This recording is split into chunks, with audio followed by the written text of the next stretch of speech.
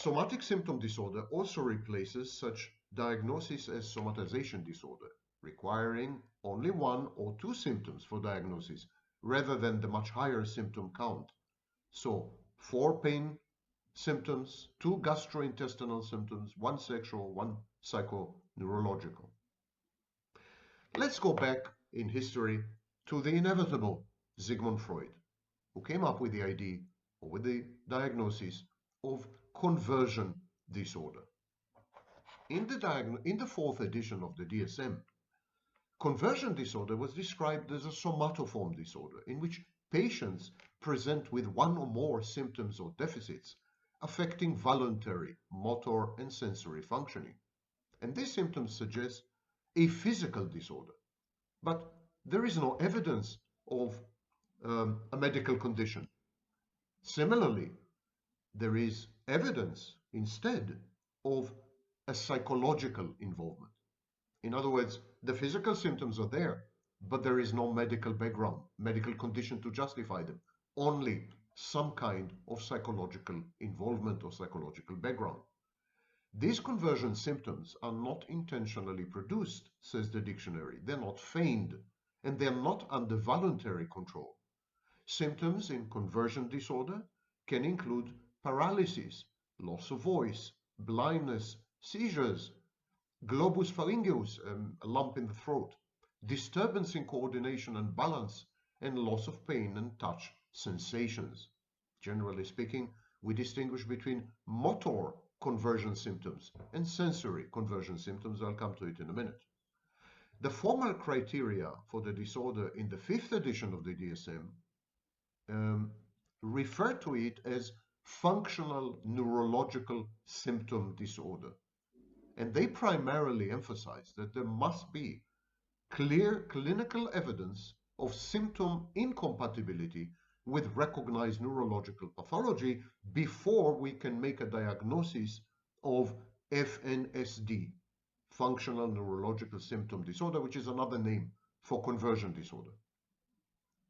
That there may also be psychological involvement in the onset of the symptoms, or that stress or trauma of any sort, either psychological or physical, may have etiological relevance, is recognized as among associated features that, if found, support diagnosis.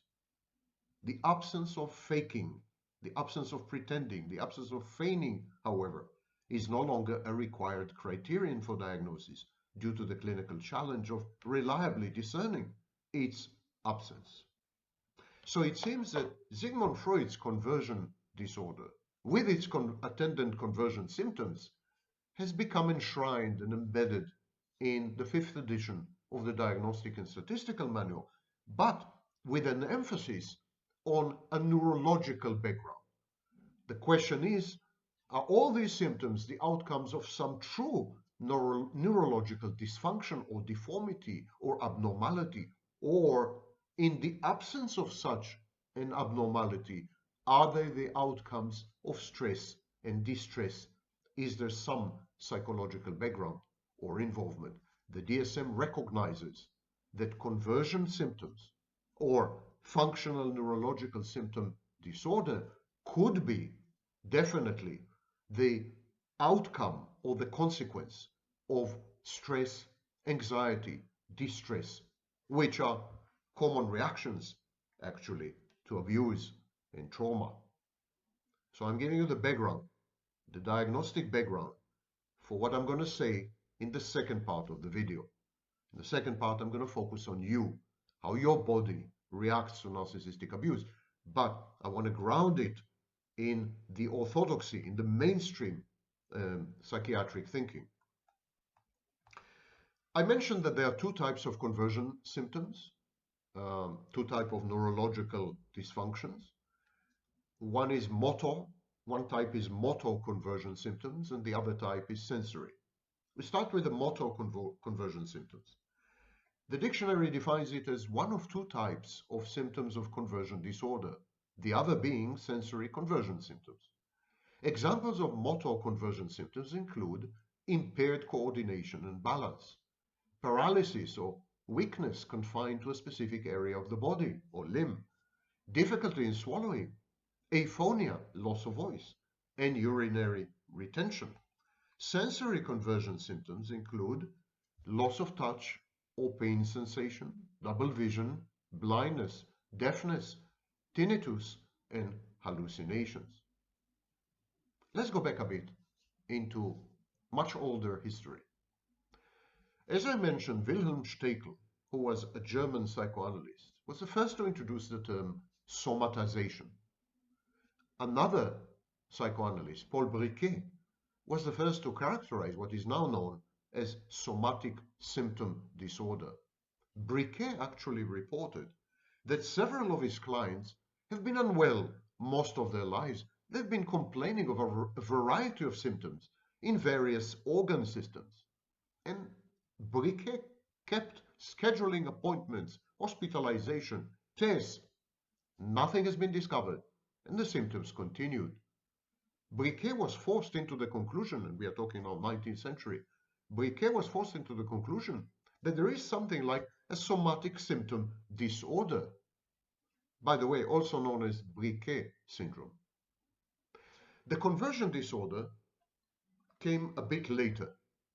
It was a formally diagnosed psychiatric disorder. Initially, people reported abnormal sensory experiences and involuntary movement problems during periods of high psychological stress. It took Freud to realize the connection. Individuals diagnosed with conversion disorder presented with highly distressing neurological symptoms, and Freud was a neurologist. He noticed that these people report numbness, blindness, paralysis, convulsions, and he couldn't find an organic cause. He traced all of these to psychological triggers. Today we do the same when we diagnose functional neurological disorder, a similar diagnosis as I mentioned. However, in functional neurological disorder, in the 5th edition of the DSM, there is no need in the criteria, no need to prove that there is an antecedent psychological stressor. You could diagnose functional neurological disorder or neurologic disorder even in the absence of psychological stress, abuse, and trauma.